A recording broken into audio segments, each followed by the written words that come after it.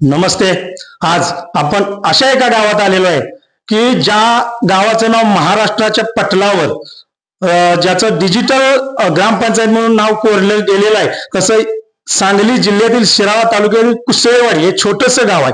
त्या ग्रामपंचायतच्या माध्यमातून ज्या गावाचा विकासाच्या माध्यमातून कायापालट झाला, या गावाला आपण विशेष करून आज भेट दिलेली आहे. आणि आज याच गावच्या सरपंच कोमलताई मस्कर यांच्याकडून आपण जाणून घेणार आहोत की या गावाचा विकासाचं जे ध्येय आपण उराशी बाळगलं आणि ते ध्येय घेऊन आपण सरपंच म्हणून पदावर विराजमान झालात, तर विकासाच्या दृष्टीनं कसं पाऊल तुम्ही उचलतायत आणि हे गाव कसं डिजिटल बनवताय याची माहिती आपण कोमलताई मस्कर यांच्याकडून आपण जाणून घेणार आहोत. तर या आहेत सरपंच कोमलताई मस्कर. नमस्कार.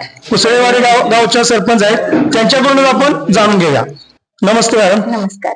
आपले नाव आणि आपण कधी विराजमान झालात या सरपंच पदावर कुसळेवाडी गावच्या?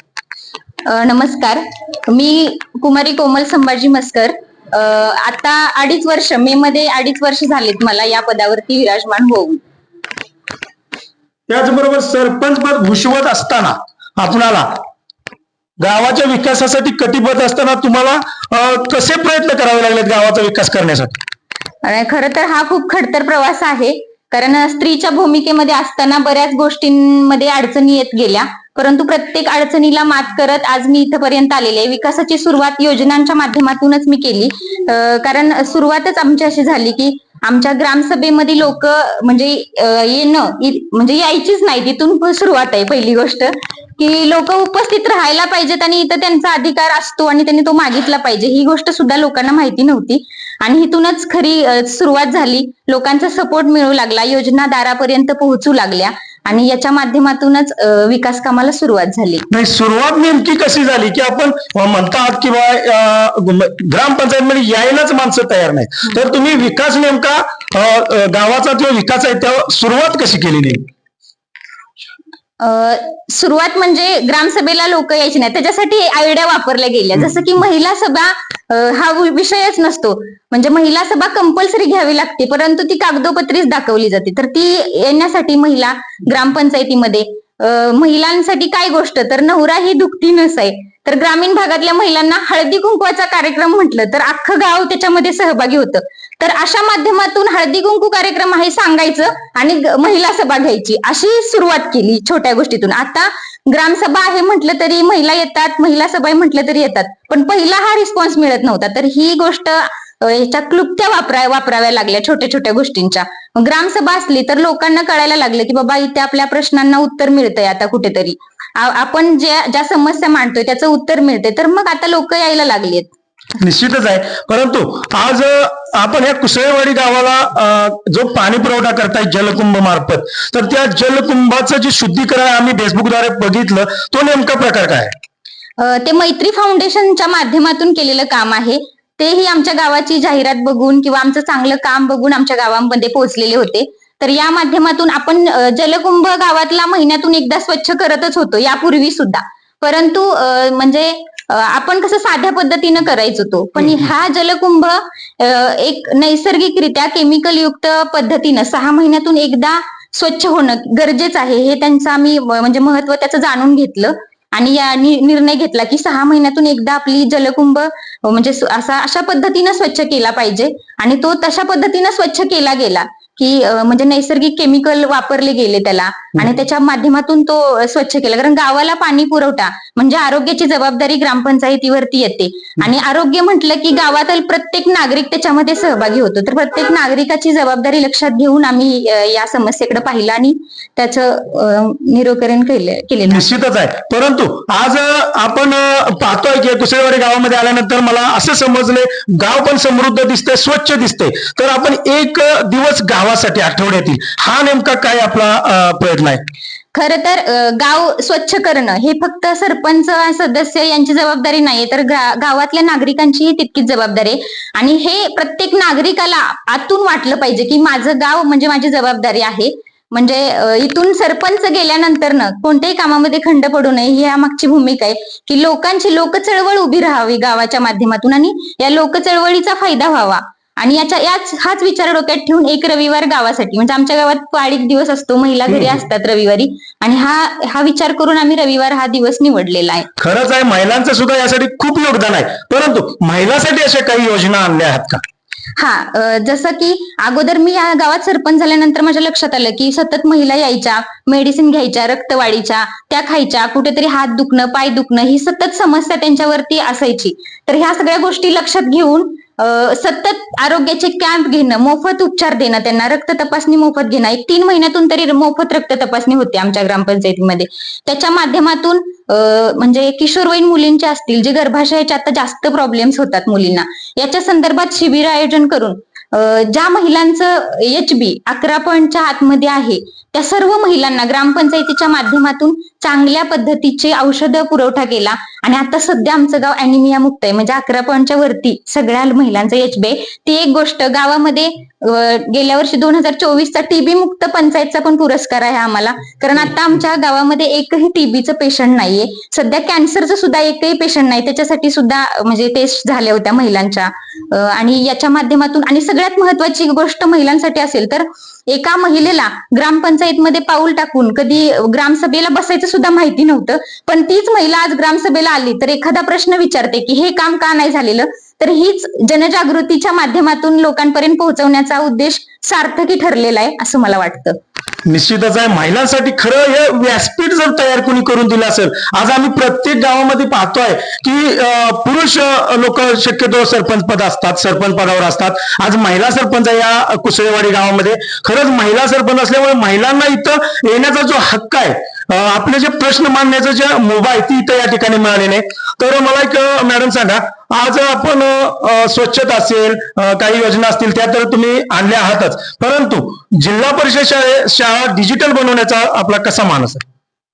जिल्हा परिषद शाळा डिजिटल म्हणजे खरं तर ही खंत मी प्रसार माध्यमांच्या माध्यमातून बोलून दाखवेल की प्रत्येकाला जिल्हा परिषद शाळा म्हटलं की खूप कमी दर्जा वाटतो त्याचा. खरं तर त्याची पट सुरुवातीला वाढला पाहिजे, त्याचा शैक्षणिक दर्जा सुधारला पाहिजे, ह्याच्यावर माझा भर असेल की त्याचा गुणवत्ता जर त्याची सुधारली तर तुम्हाला शाळेमध्ये टाका असं सांगायची वेळ नाही येणार. त्यामुळे सध्या जिल्हा परिषद शाळा डिजिटल म्हणजे आहेच आमची डिजिटल, कारण त्याच्या माध्यमातून आम्ही मुलांना अगदी डिजिटल म्हणजे टीव्हीच्या माध्यमातून बऱ्याच गोष्टी दाखवत असतो, त्याचं जनरल नॉलेज यावं याच्यासाठी प्रयत्न केलेले आहेत. परंतु सध्या आम्हाला तिथं किंवा 15 दिवसातून 1 दिवस मी स्वतः 2 तास त्यांना शिकवण्याचं काम करते तिथं जिल्हा परिषद शाळेमध्ये. एक सरपंच शिक्षक या भूमिकेतून मी तिथं जाऊन त्यांची गुणवत्ता तपासत असते. म्हणजे सरपंचाचं एक कर्तव्य आहे की म्हणजे तेवढी गुणवत्ता आपल्या शाळेची आहे का बघणं. डिजिटल करणं हा माझ्या आयुष्यातला नंतरचा टप्पा आहे. मला तर वाटतं आता सध्या गुणवत्ता यादीत माझे विद्यार्थी जास्त पुढाकार घेतील असं. निश्चितच आहे, परंतु आज आपण बघतोय इथं या ठिकाणी मला वाटतं मी 2 दिवसापूर्वी बघितलं की आता पावसाळ्याचे दिवस आता तोंडावर आलेले आहेत. तर तुम्ही पावसाळ्यापूर्वीच सर्व महिलांच्या पुरुषांच्या माध्यमातून गटारं साफ केली. कशी योजना असते आपली? नाही, ही ग्रामनिधीतून कंपल्सरी प्रत्येक म्हणजे ग्रामपंचायतीला कंपल्सरी आहे की गटर स्वच्छता तुम्ही वर्षातून एकदा करावीच लागते. कदाचित म्हणजे इतर गावांमध्ये त्याच्याबद्दल माहिती नसेल म्हणून राहिल्या असतील माघारी, पण ही ग्रामनिधीतून म्हणजे जो गावाचा घरपट्टी पाणीपट्टीची जी वसुली असते त्याच्या माध्यमातूनच हे काम केलं जातं. आणि ते वर्षाच्या म्हणजे सुरुवातीला करणं मे मध्ये हे बंधनकारक आहे आणि तेच आपण जबाबदारी पार पाडलेली आहे.